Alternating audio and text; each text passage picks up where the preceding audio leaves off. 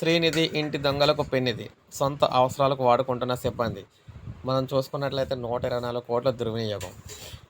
So ఇప్పుడే మనం చూసుకున్నట్లయితే మహిళల సొమ్ము ఖమ్మం, సూర్యాపేట, నల్గొండ, నిజామాబాద్, ఆదిలాబాద్, ఈనాడు, డిజిటల్, భద్రాద్రి కొత్తగూడెం మహిళల ఆర్థిక సాధికారతకు ప్రవేశపెట్టిన శ్రీనిధి పథకం ఇంటి దొంగలకు పెన్నిధిగా మారింది.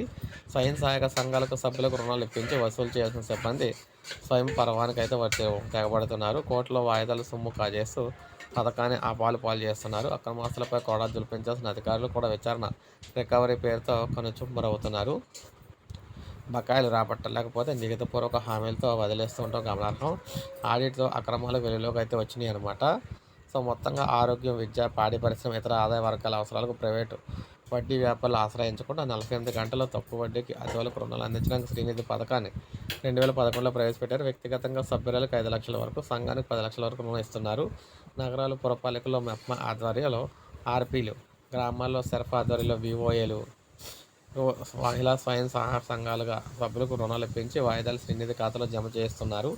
ఇలా జమ చేయాల్సిన సొమ్మును ఆర్పీలు, విఓఏలు సిబ్బందితో కలిసి కొంత అవసరాలకు వాడుకుంటున్నారు. కొందరు వడ్డీల కిస్తీలు కడుతుండగా మరికొందరు వ్యాపారం చేస్తున్నారు. ఇటీవల జిల్లాలో సామాజిక తనిఖీలు చేపట్టడం అక్రమాల వెలుగులోకి అయితే వచ్చినాయి అనమాట.